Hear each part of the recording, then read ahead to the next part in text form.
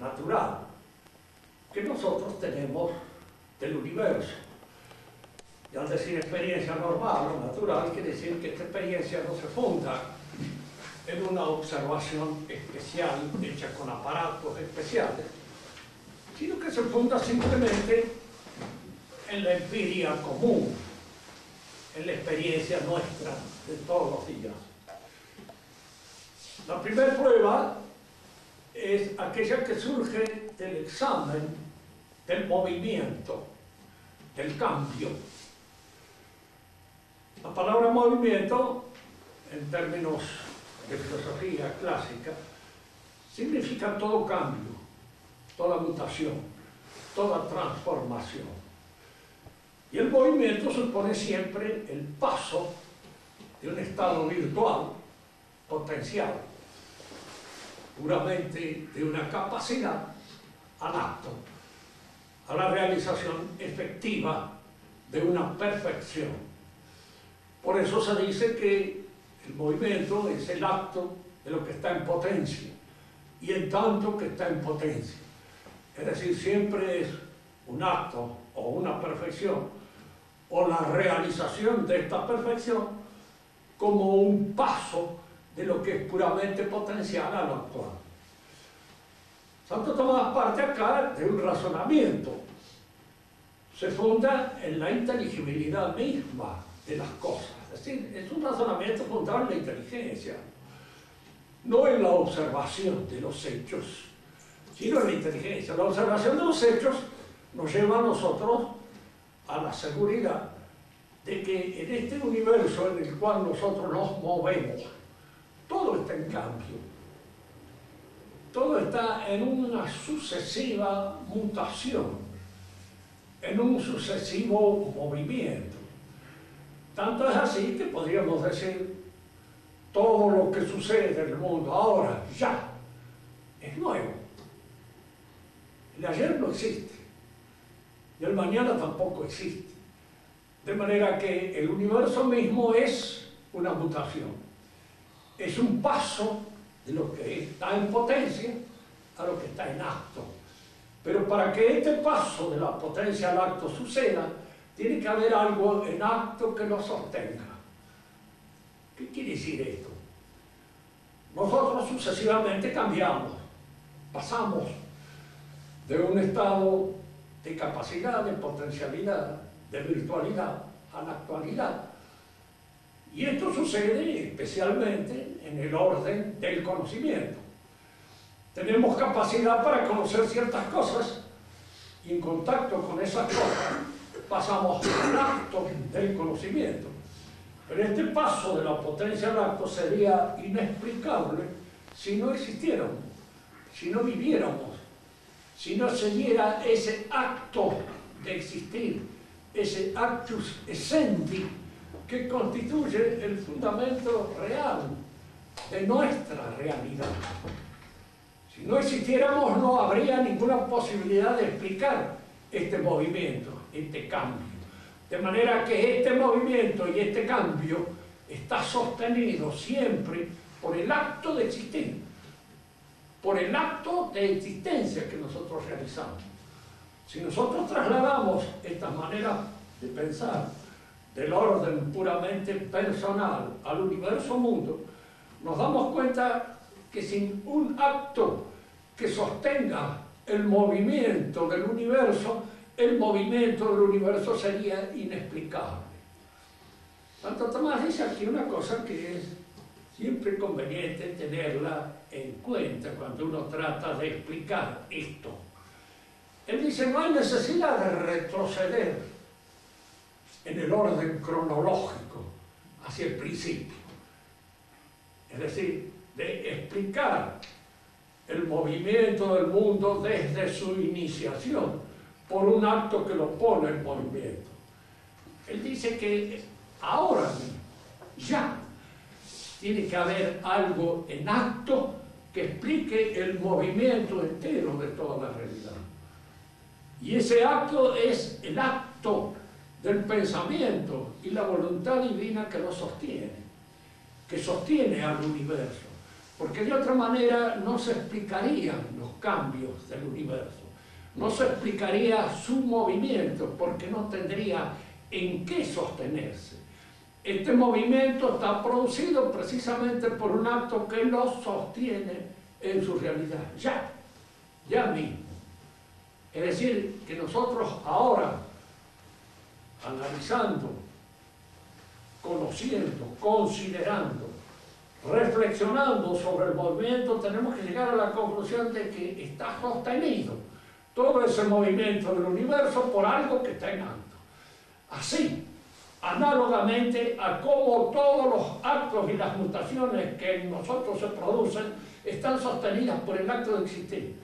De la misma manera hay un acto en el fundamento de toda la realidad que es la presencia de la inteligencia y la voluntad divina que sostiene al universo en su contexto.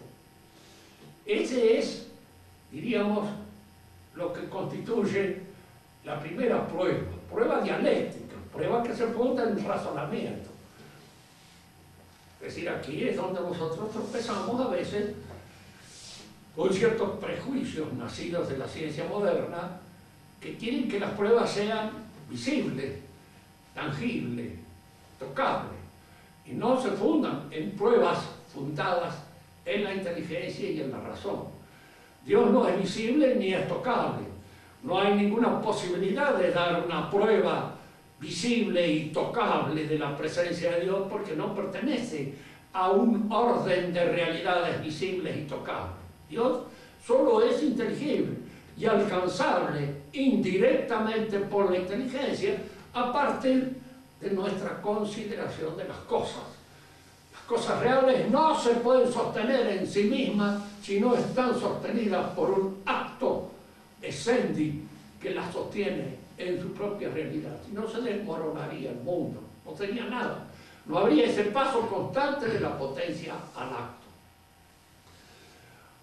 Las demás pruebas de la existencia de Dios son similares a esta, en el sentido que casi todas ellas parten de un hecho que nosotros podemos observar, podemos ver, e infieren la presencia de un principio en función del cual esos hechos se explican, y sin los cuales esos hechos no tienen una explicación plausible. La segunda prueba es aquella que se funda en la contingencia de los hechos. Es decir, todos los hechos que nosotros observamos, toda la realidad que nosotros vemos, no es en sí mismo necesaria. Queremos decir esto, no es que nosotros no seamos necesarios para esto, para el otro, para el otro. Relativamente podemos ser necesarios. Relativamente es necesario que haya aire para que nosotros nos mantengamos, nos sostengamos. Pero en sí mismo ni el aire ni nosotros tenemos la necesidad de nuestro propio ser en nuestra misma naturaleza. No existimos por ti. No somos porque necesariamente tenemos que ser. Somos de una manera contingente. Y lo que es de una manera contingente exige como explicación fundamental la existencia de un principio necesario que lo sostenga. Sin algo necesario que esté en el fundamento mismo de toda la realidad, no hay ninguna posibilidad de explicar este universo que se nos presenta como contingente, como que teniendo un nacimiento en el tiempo, surgiendo de qué. Fíjense que las explicaciones a veces científicas suelen en esto caer en pedido a nuestra imaginación, que no lo son las explicaciones de tipo metafísico. El Big Bang puede parecer una explicación para alguien, pero en realidad no es ninguna explicación. Es decir, que haya habido un estallido en función del cual todo lo que constituye la variedad misma del universo ha ido desplegándose. ¿Desde dónde? ¿A partir de qué? Fíjese que este pensamiento o esta idea de que el caos engendra la realidad es una idea antigua y es una idea que nace en nuestra civilización otra vez de nuevo a partir del romanticismo. Es una idea que, transportándola del orden del mundo físico al orden del mundo de los hombres, es aquella que permite a los hombres creer de que todas las cosas van surgiendo, por ejemplo, del pueblo. El pueblo es el nisus, es el conato, de la cual surge todo lo que es. Una idea romántica, una idea absurda al mismo tiempo, porque no explica nada. Las cosas nacen de la inteligencia de ciertas personas, que son capaces de concebir esto o lo otro, y los otros pueden aprenderlo, pero no nacen así como por ensalmo de esa realidad un tanto caótica y limitada, que no sabemos nosotros qué presencia real oculta a la que llamamos pueblo. Cuando nosotros hablamos de la voluntad del pueblo, de las ideas del pueblo, de la sabiduría del pueblo, estamos hablando de tonterías en el aire, que no tienen absolutamente ningún fundamento real, es decir, no tienen fundamento inteligible. Se fundan en esa apreciación puramente romántica de que del caos surgen las cosas. Nosotros podemos decir aquí con Descartes y con todo el tipo de piedra. Es nihil nihil fit. De nada surge.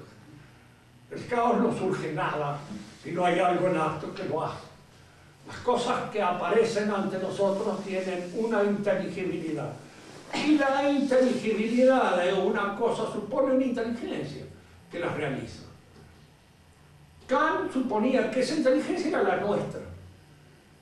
Y que nosotros, al pensar, al conocer, al ver las cosas, las componíamos, las conformábamos, las hacíamos inteligibles, las conformábamos al modelo, a la matriz propia de nuestra inteligencia.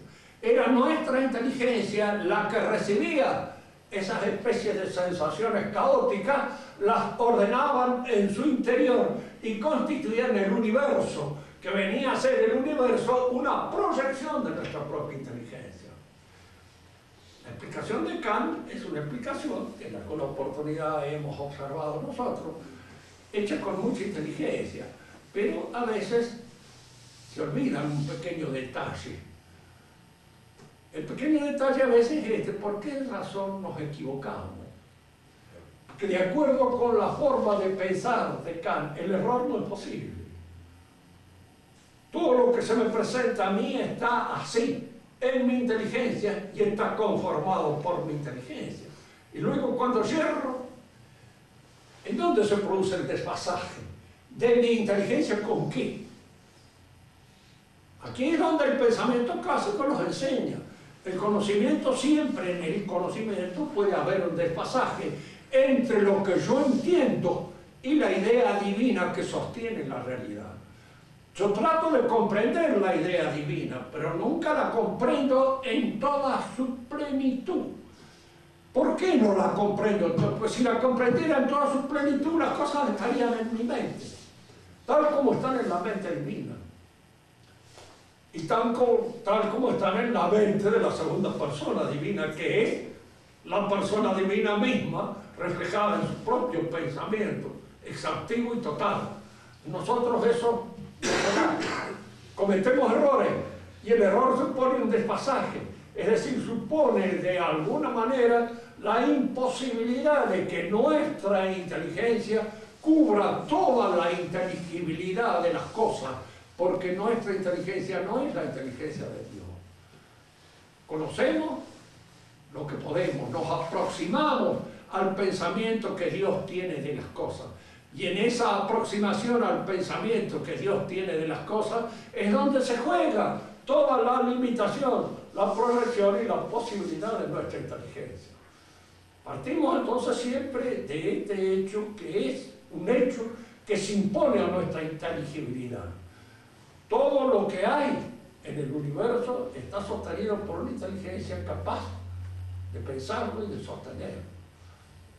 Hemos dicho en varias oportunidades aquí hablando y exponiendo la prueba de la existencia de Dios de tipo platónico, que cuando nosotros penetramos en una realidad, lo que realmente la constituye es una idea. Es una programación de los elementos materiales que la constituyen. Y si es una programación de los elementos materiales que la constituyen, es una idea lo que le está sosteniendo. Pero es una idea efectiva, es una idea real, sostenida realmente en la mente de Dios y a la que nosotros solo podemos llegar de una manera asintótica. Podemos llegar, diríamos así, extrayendo o dejando de lado todo aquello que nuestra inteligencia no puede crear, no puede penetrar. Toda su realidad individual y concreta escapa a nuestra inteligencia. Yo no puedo conocer a ustedes, pero mis conocimientos de ustedes no son ustedes. Y el conocimiento que Dios tiene de ustedes son ustedes. Lo que verdaderamente son ustedes es lo que Dios conoce de ustedes. Por eso, de alguna manera, aproximarse a sí mismo, entrar en su propia realidad, es, en alguna medida, entrar en el pensamiento que Dios tiene de nosotros mismos. La tercera prueba está fundada en la causa eficiente. Aquí conviene que digamos algo acerca de lo que son las causas en el pensamiento tradicional. El pensamiento moderno ha renunciado a la idea de causa. ¿Por qué? Porque la causa no es nada visible, no es constatable. Hay un fenómeno que se constata y otro que de alguna manera se proyecta a raíz de este. Por ejemplo, si mi mano hace un esfuerzo sobre este mueble, lo empuja, lo mueve. Yo lo que puedo observar es el fenómeno de las manos apoyados sobre el mueble y luego el movimiento del mueble, que es otro fenómeno que se produce. Pero que mis manos sean causa de ese movimiento, la palabra causa introduce aquí un elemento inteligible que no es de ninguna manera constatable, observable, medible, mensurable. Es algo inducible por la inteligencia, sí, efectivamente. Pero cuando yo quiero establecer como auténtica verdad científica solo aquello que es sensiblemente observable, la palabra causa queda excluida de esta posibilidad. Porque es un principio que no es observable, es un principio que la inteligencia infiere cuando ve dos fenómenos y observa que uno de ellos es provocado por el otro. Entonces que hay algo del ser del otro que se transmite a este como de la causa al efecto.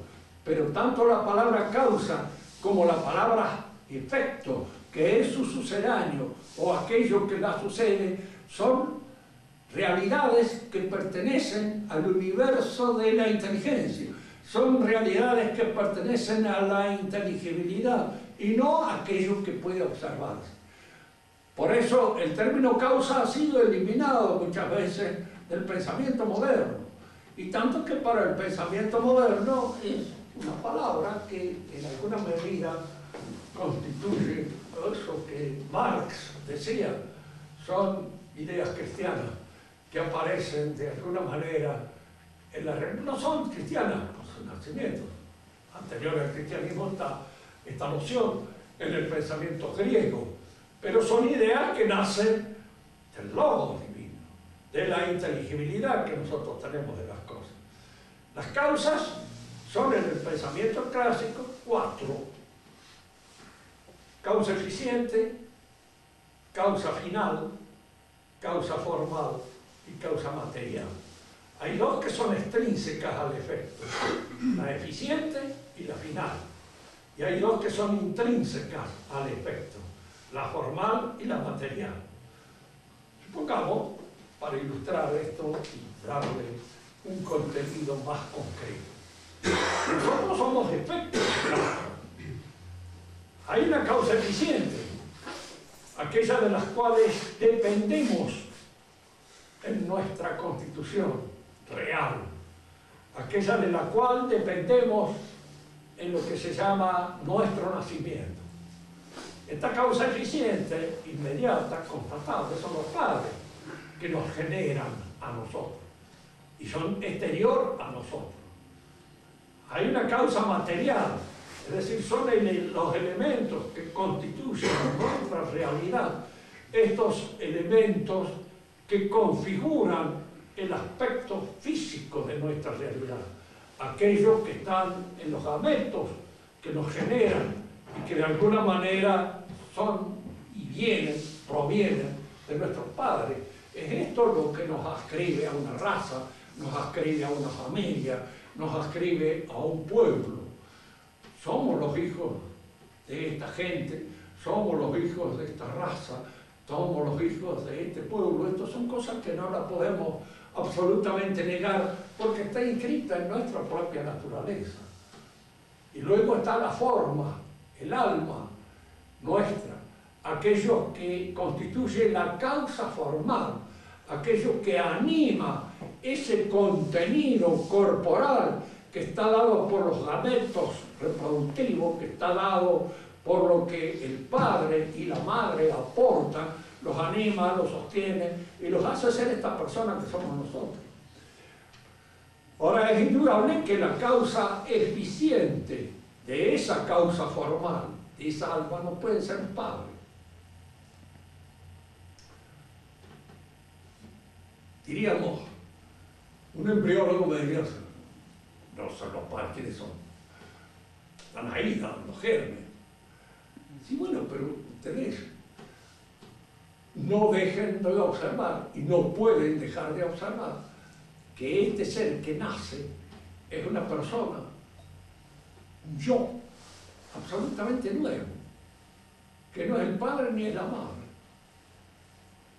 que no está como yo, como persona, como futuro dueño de su libertad, como futuro señor de sus actos, no está contenido en ninguno de los dos gametos. Ninguno de ellos los contiene. Porque si no, uno podría decir, ¿cuál es el ¿en dónde está la personalidad? Es la personalidad humana el resultado de la unión pura y exclusiva de los elementos químicos, biológicos, que constituyen los gametos. Si esto fuera así, hay que reconocer entonces que un nivel de realidad, lo químico, biológico, da un salto cualitativo y nos da acá lo espiritual. Lo que nosotros somos dueños de nosotros mismos, señores. Es por esa razón, diríamos así, que el alma humana es en el pensamiento clásico atribuido a una actividad eficiente de Dios mismo. Es Dios el que la produce. Porque si no, habría que admitir de que de lo más, de lo menos, sale lo más. Y entonces hay un efecto que es superior a la causa que lo provoca. Nosotros podemos engendrar un hijo, somos conscientes de esa realidad, pero el hijo sale una persona distinta a nosotros y no está hecho por nosotros. No lo hemos hecho en su personalidad.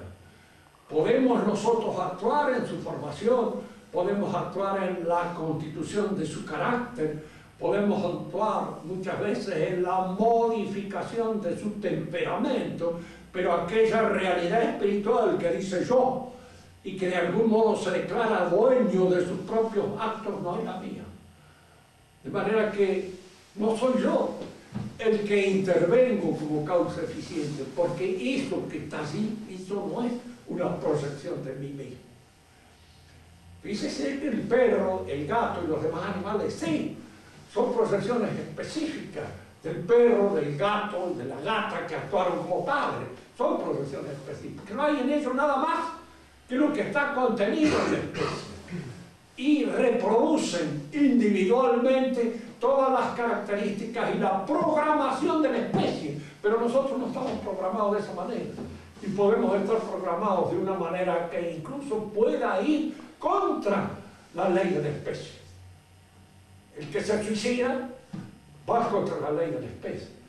El que actúa de una manera distinta, él se niega, diríamos así, a muchos actos que la especie le propone, lo hace con toda conciencia y lo hace por una determinación y una decisión que es en él personal. La materia viene de los padres, nos ascribe a un pueblo, nos ascribe a una raza. La forma viene de Dios. Y esta forma que viene de Dios es lo que constituye la causa formal de nuestros actos. Diríamos que aquí hay que tener en cuenta siempre una cosa escolástica que se da siempre en todos los lugares donde nosotros podemos apreciar las causas. Causa sunt invicem causa. Las causas se causan recíprocamente. Que uno se preguntara esto. Admito que existe una causa eficiente, capaz de producir un efecto. Admito que existe una causa formal, algo que determina las características, los constitutivos de esta realidad. Pero ¿por qué hablar de causa material? ¿Acaso la materia no es pasiva? ¿No recibe pasivamente la influencia, la impronta de la forma? Y si es pasiva, ¿por qué le llamamos causa? Porque no es totalmente pasiva. Causa sunt invicem causa. La materia en alguna manera resiste o coadyuva a la acción de la forma. La materia ejerce una cierta influencia en su pasividad sobre la forma. Lo vemos nosotros muchas veces en el hecho, por ejemplo, alguien quiere hacer una estatua con una madera. No siempre la madera es dócil a la acción del artífice. Y esa oposición que la materia pone es la que a veces puede modificar un poco el tono, el matiz, las características de la acción que el artífice quiere darle a la estatua. La forma entonces, en alguna medida, sufre la influencia, ya sea por el carácter de resistencia o no, de la materia que está informando. Y la causa final es aquello para lo cual una realidad está hecha. Cuando nosotros hablamos del hombre, que lo hemos tomado acá como ejemplo, porque es mío, y nos preguntamos cuántas veces para qué estamos hechos. Suponemos, a partir de todas estas cosas que hemos venido hablando, que Dios nos ha hecho para algo. Y ha querido decir algo con cada uno de nosotros. Porque nosotros somos palabras en el gran poema de la creación, que es divina. Y este gran poeta de la creación divina no dice palabras de gusto, no dice palabras inútiles. Todo tiene su sentido. De alguna manera algo ha querido decir conmigo. Personalmente no lo sé. Y la mayor parte de ustedes tampoco lo saben. No sabemos qué es lo que ha querido decir conmigo. Pero de alguna manera me doy cuenta de que a través de toda mi existencia me ha ido llevando por cosas, por caminos, a hacer cosas que yo tal vez no estaban así dispuestas en mi voluntad, en mis deseos, en mi, digamos, en lo que yo podía creer en un momento determinado que fuera mi vocación. Yo me he llevado por caminos diferentes, a enfrentarme con situaciones diferentes, y en esas situaciones diferentes he ido extrayendo la experiencia de la cual puedo tener. Que estoy hecho para Dios, pues indudablemente es una cosa que surge de este pensamiento teológico que estamos llevando nosotros con nuestras dificultades inherentes. ¿Por qué estoy hecho para Dios? Pues si no estoy hecho para Dios, ¿por qué estoy hecho? Para pagar impuestos, para, diríamos, mantener de alguna manera el aparato del régimen gubernamental dentro del cual vivo, para colaborar en la tarea de limpiar la ciudad. ¿Y para qué quiero limpiar la ciudad? Y en la medida en que voy proponiéndome todas estas cosas, me doy cuenta que si no estoy hecho para conocer a Dios, para servirlo, y para de esta manera conquistar la salvación de mi alma, no tiene sentido mi existencia. Es un absurdo. Y les he dicho muchas veces, y lo repito, entre el absurdo y el misterio hay que elegir el misterio. Porque lo otro es absurdo. No tiene pie ni cabeza. Y todo lo que yo pueda decir, lo digo de gusto, porque la muerte es el fin que pega un manotazo y se acaba todo. Y este fin es siempre trágico en nuestra existencia. Alguien me dirá, pero usted tiene una visión muy pesimista del universo.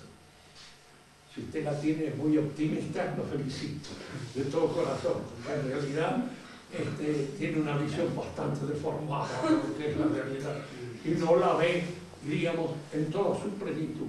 O esto tiene salida para arriba o no tiene salida. Esta es una cosa que inevitablemente se impone a nuestra consideración. Dios obra sobre el universo como causa eficiente, lo sostiene en su realidad y como causa final. ¿Por qué? Porque no puede ser de otra manera. Si lo ha hecho con un propósito. Y ese propósito no puede ser otra que la gloria misma de su propia realidad. Para eso lo ha hecho. Que nosotros no nos damos cuenta, bueno. Somos libres. Y al decir que somos libres quiere decir que no estamos determinados por una visión clara y precisa de cuál es nuestro fin.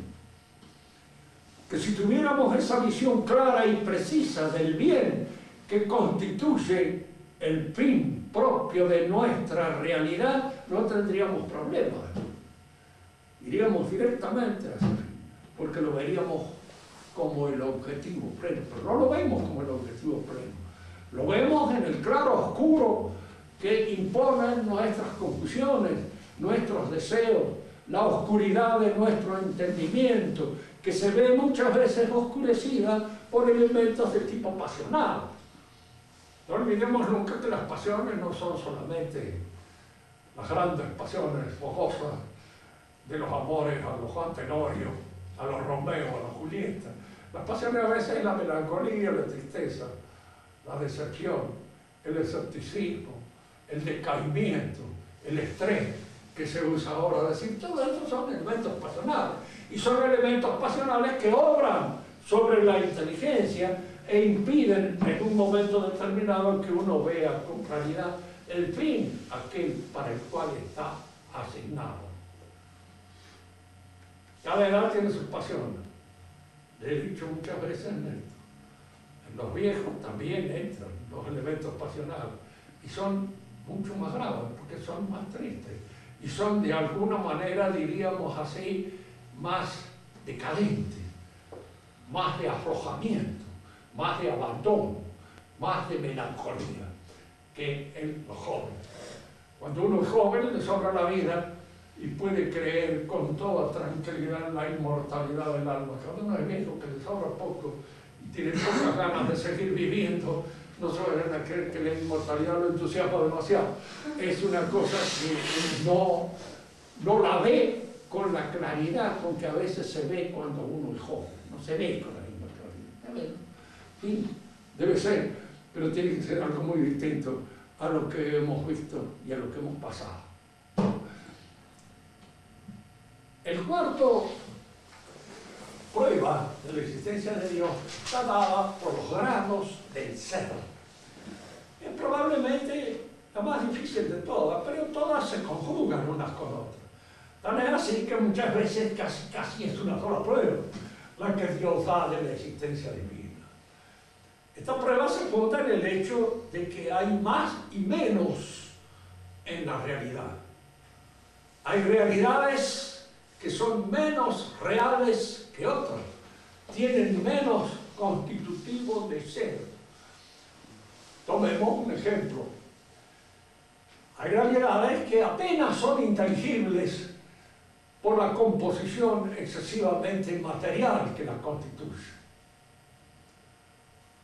Hay hombres que no traducen a través del espesor de su mente y del espesor de su cara que puedan tener un alma inteligente. Resulta difícil entenderlo. De tal modo, diríamos, esa alma está acaparada por sus apetitos que surgen y se manifiestan a través del rostro Es de tal modo el espesor de la imbecilidad que uno descubre muy difícilmente el constitutivo inteligente que lo hace ser hombre. Y hay hombres que parecen la jaula de una idea, porque la manifiestan con solo verles a veces el rostro, el resplandor mismo del espíritu, a través del rostro, que hay en ellos una espiritualidad viviente que se manifiesta con toda claridad. No olvidemos nunca que la ininteligibilidad de una cosa es o bien por el espesor de la materia o bien por el esplendor de la inteligencia. Son dos longitudes de onda que nosotros no alcanzamos a veces a discernir. Una por opacidad y la otra por excesiva diafanidad. No podemos conocer lo espiritual, no podemos penetrar ni en la inteligencia bien clara de otro hombre si no es a través de los signos sensibles, el habla, la conversación, con que esa inteligencia se manifiesta. Esa inteligencia se me manifiesta a través de las expresiones sensibles que yo debo captar en primer lugar para penetrar luego en la interioridad de esa inteligencia y darme cuenta de su hondura, de su profundidad, de su proyección, que de otro modo no puedo percibirla. La inteligencia pura es inescrutable para nosotros. No la podemos entender ni a la nuestra misma. No podemos penetrar en nuestra interioridad. Tenemos que pensar, y no se olviden, pensar es hablar.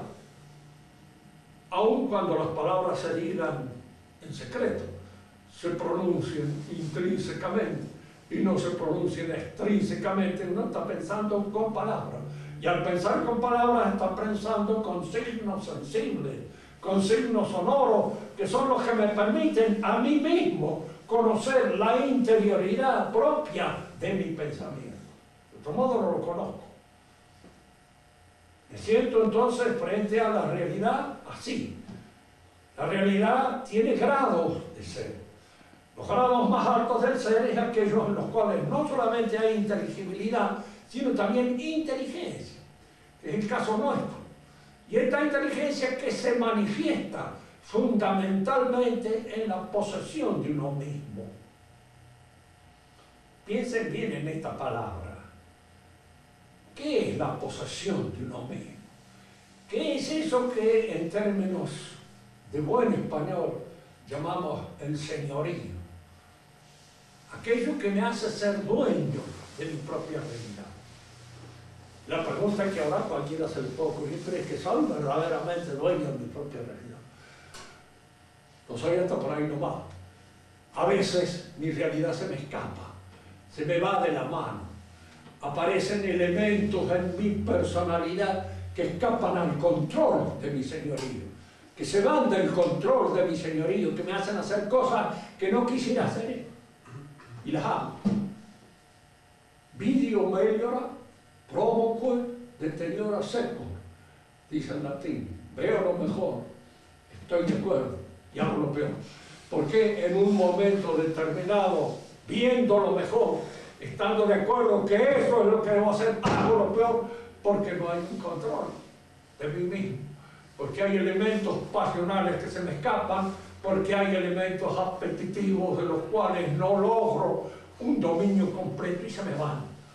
Entonces, en la realidad nosotros observamos que este aumento de ser, esta capacidad de ser más, esta gradación del ser está relacionado con la posibilidad de la posesión de sí mismo. El ángel, el verdadero ángel, es el que es dueño de su propia realidad. El diablo ya no es más dueño de su propia. Por eso no conoce el bien del intelecto, como dice Dante. No conoce el bien del intelecto, conoce el mal. Conoce todos los laberintos que conducen a la caída, pero no lo conoce. Por eso va y lo tienta a nuestro Señor. ¿Por qué? Porque no lo conoce, no sabe qué es Dios. Sospecha que puede haber, eso le da envidia, le da rabia, le da fastidio pensar de que este hombre es la encarnación divina, pero no lo sabe con seguridad. ¿Por qué? Porque si lo supiera con seguridad, no varía. Pero no lo sabe con seguridad y por eso no lo ama. Él ha perdido la posesión de sí mismo. Y al perder la posesión de sí mismo, ha perdido gradación en la realidad. En Dios la posesión de sí mismo es absoluta, total. Por eso, en ciertas oportunidades hemos hablado, porque siempre salimos frente a esa objeción de los que ponen la voluntad de Dios por encima de su inteligencia. Dios puede hacer un círculo cuadrado, no. Hemos dicho muchas veces que no lo puede hacer. ¿Por qué? Porque es absurdo, es estúpido. Y Dios no hace cosas imbéciles, hace cosas inteligentes. Porque en Él la posesión de sí mismo supone la posesión de una inteligencia absoluta. Y la posesión de una inteligencia absoluta significa el dominio de su propia realidad. Y el dominio de su propia realidad, que es una realidad inteligente, supone que de ahí no surgen nada más que cosas inteligentemente hechas. En los demás seres, la gradación se da precisamente por esta posesión. Cuando se pasa de lo puramente inteligible. Un caballo es algo inteligible, lo podemos estudiar, lo podemos ver, podemos usarlo, podemos considerarlo, podemos observar sus costumbres, etcétera, etcétera. Todo eso se nos hace nuestro, pero no es inteligente. Y al no ser inteligente, su ser es un ser más limitado que el nuestro. El nuestro es inteligente. Y aquí es donde nosotros pensamos, ¿por qué si somos inteligentes estamos tan expuestos como estamos a tantas cosas que los caballos no sufren, que los monos tampoco sufren, que ninguna bestia zoológica sufre? Pues nosotros podemos decirlo precisamente por eso. Hay que pagar el derecho al piso. Y al decir que hay que pagar el derecho al piso, queremos decir toda prioridad que se nos concede trae un peligro. Y todo peligro trae indudablemente una exposición, un pecado propio de ese peligro, en el que se cae. Pecados de inteligencia cometerá el inteligente, nunca el imbécil. El imbécil comete pecados de imbecilidad, pero no pecados de inteligencia. Comete pecados de torpeza, pero no de inteligencia. El hombre fuerte puede cometer errores que nacen precisamente de su fortaleza, que nacen de su vigor, y no lo puede cometer el que es débil. ¿Por qué? Porque aunque tenga ganas no puede hacerlo, porque le falta precisamente, diríamos, la fuerza para poder hacerlo, para poder realizarlo. Por eso también, en los grandes pueblos, como en los grandes hombres, los defectos, los elementos pasionales, nacen a la altura de sus capacidades. Yo muchas veces he visto esto. Los judíos fueron elegidos como pueblo. Cuando Cristo vino y fundó la iglesia, no tuvo en cuenta al pueblo judío. No la juntó como una sucesión del pueblo judío que fuera el mismo pueblo judío, no lo hizo. Eligió a este, a aquel, al demás. Eran indudablemente súbditos del pueblo de Israel, pero eran personas elegidas por él. Y la sociedad católica se funda como una sociedad de personas, no como un pueblo. El pueblo judío se resiente con Cristo, no lo reconoce porque Cristo no lo reconoce como pueblo. Reconoce a las personas y funda con las personas la iglesia, pero no el pueblo. ¿Cuál era, diríamos así, la prioridad del pueblo judío? Haber sido elegido como pueblo por Dios para que naciera de él el Mesías. ¿Cuál es el pecado propio del pueblo judío? Ese, el pecado nacional, que no pudo concebirse sino como pueblo. Y al no ser elegido como pueblo para ser cabeza sacerdotal de todos los demás pueblos, se resiente. No reconoce al Mesías. El Mesías no es ese que él esperaba, porque ese que él esperaba tenía que reconocerlo a él como pueblo, en primer lugar, porque él había sido elegido como pueblo. El cristianismo, fíjese, nace de la elección de las personas. y se funda precisamente en el desarrollo, en el perfeccionamiento de la persona. Estamos destinados a ser santos, a ser perfectos. Si no lo somos en este mundo, lo seremos en el otro, a través de una purgación necesaria que sufriremos para precisamente, diríamos, purificar todos aquellos defectos que quedan como reato de nuestro tránsito por la tierra. Sí es, pero al cielo llegaremos perfectos y seremos personas perfectas. ¿Cuál es el pecado propio del cristiano? El personalismo. ¿Qué quiere decir eso? Que ponga como centro de toda la realidad a la persona. Fíjense, el protestantismo es eso. El protestantismo es el que niega a la iglesia su magisterio. Y el magisterio ahora lo tiene cada una de las personas. Más, esas personas pueden reunirse, sí, efectivamente, y constituir una pequeña capilla. Y esa pequeña capilla es lo que llamamos nosotros una capilla pastoral, para predicar. Por eso cuando la iglesia nuestra habla tanto de una reunión pastoral hay que desconfiar.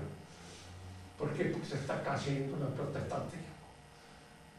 La iglesia protestante sí, se reúnen para comentar la Biblia. Pero el comentario de la Biblia queda librado a la interpretación de cada uno de nosotros, de cada persona.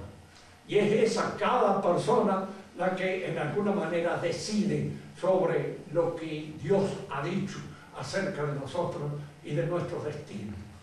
Fíjense que aquí el personalismo que la iglesia alienta toma una faz corrompida, se hipertrofia, se exacerba y se convierte de alguna manera en centro ahora interpretativo de toda la realidad religiosa.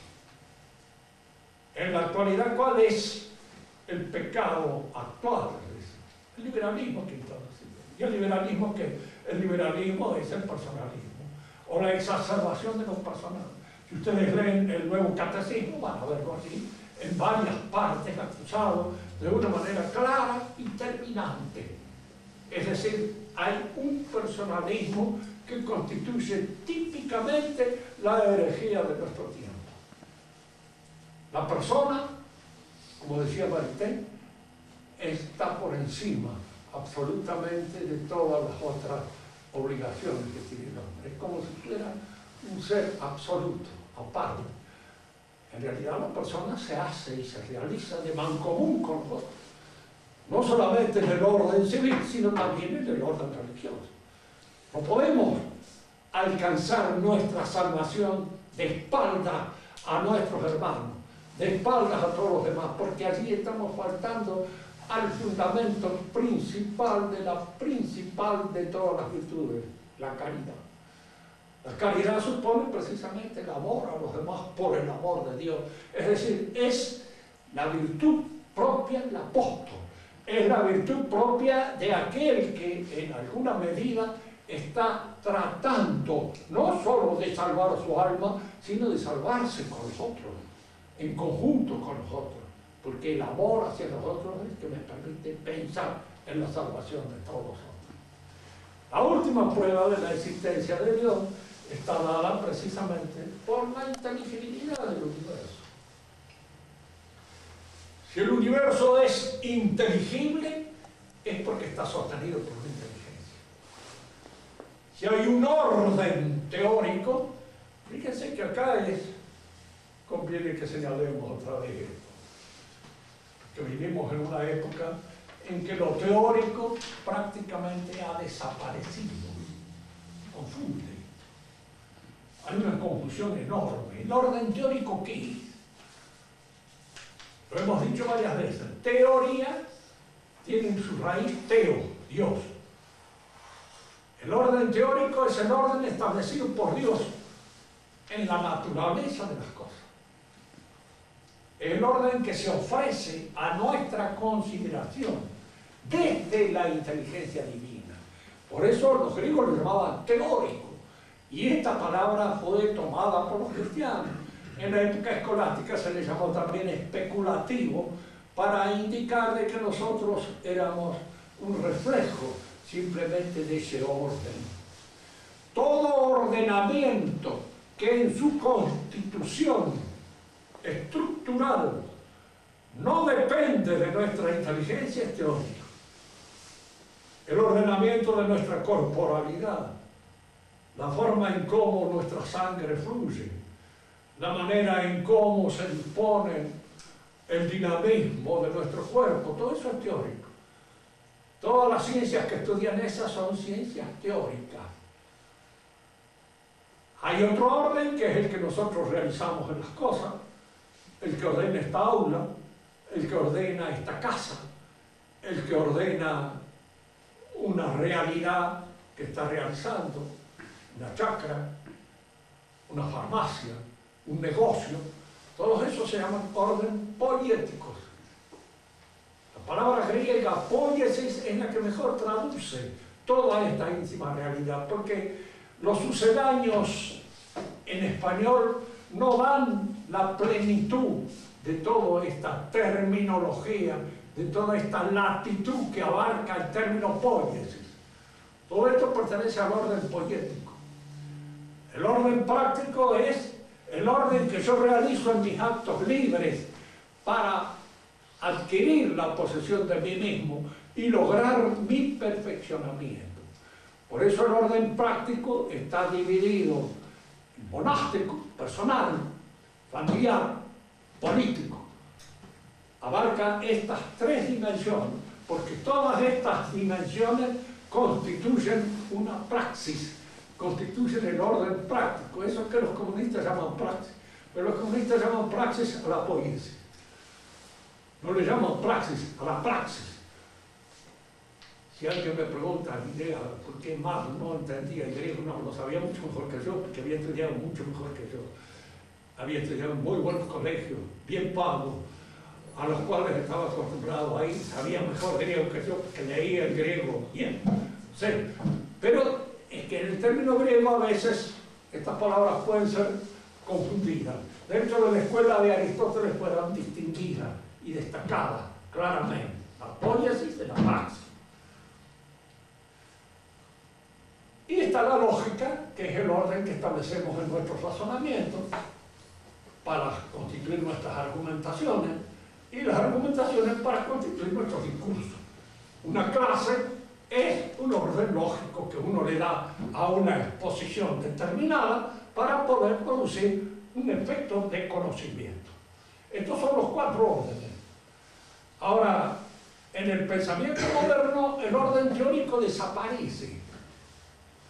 ¿Por qué? Porque ya no hay más Dios que configure el orden del universo.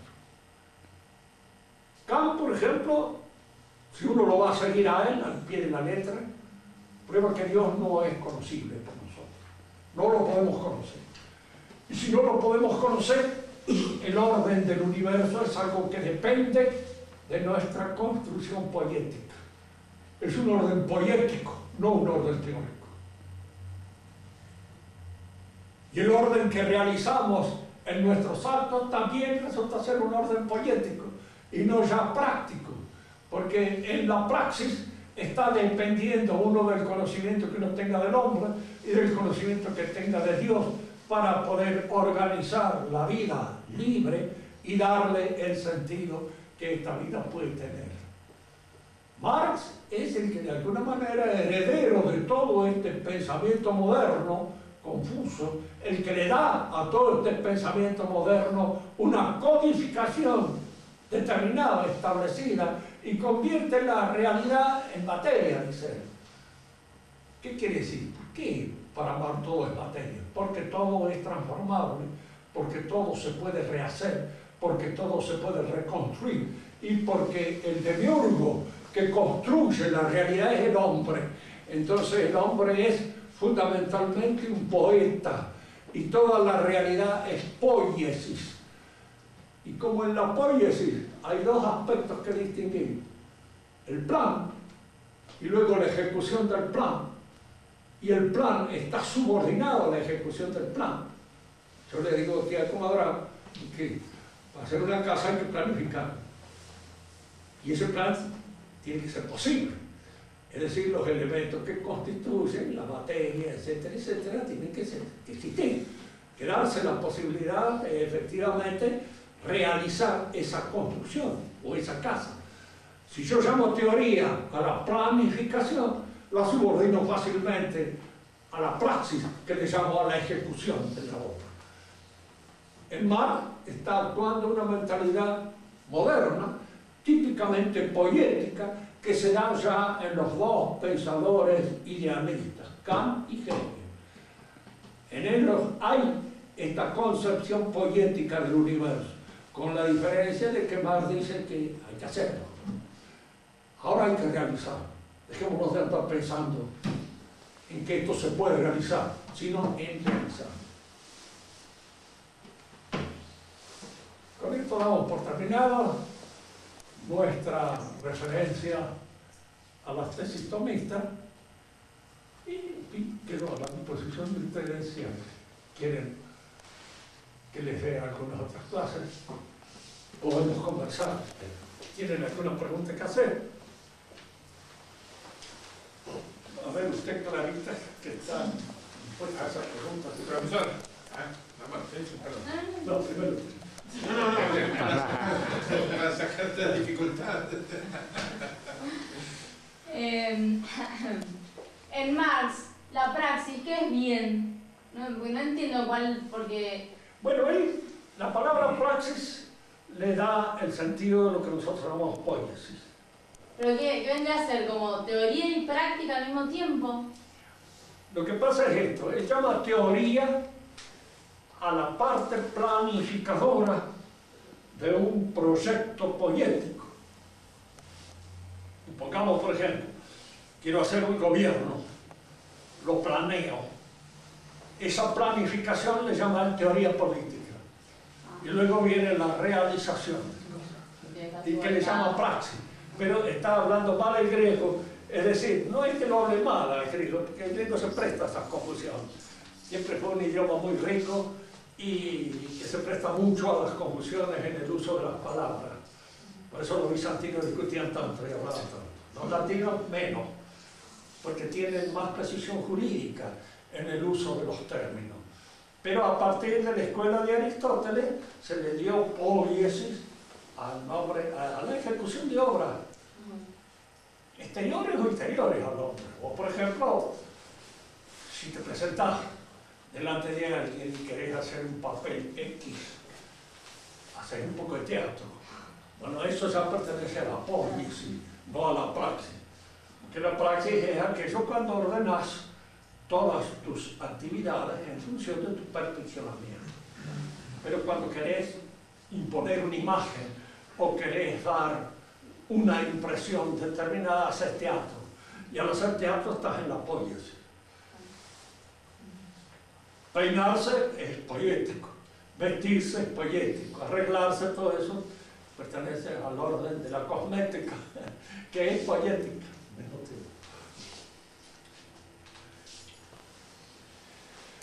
Había hace un momento mencionado a Maritain. Yo quería preguntarle en qué orden, en qué parte de la metafísica empieza a patinar, porque es el padre de los Maritain, es el padre de los modernistas, de la metafísica filosófica. Mire, él es en el orden práctico cuando él comienza, digamos, a separarse de la tradición auténticamente tomista. Y cuando él establece en el hombre una división entre individuo y persona, y hace que el individuo esté realizado, proyectado hacia la realización del orden político y la persona hacia la salvación del alma. Entonces establece en la personalidad una división, establece lo que podríamos llamar un dualismo entre individuos, lo que me pertenece, lo que yo puedo hacer por la organización política de la realidad y lo que yo debo hacer para salvar mi alma, como si esas dos cosas fueran independientes la una de la otra. Se distinguen, pero no son independientes.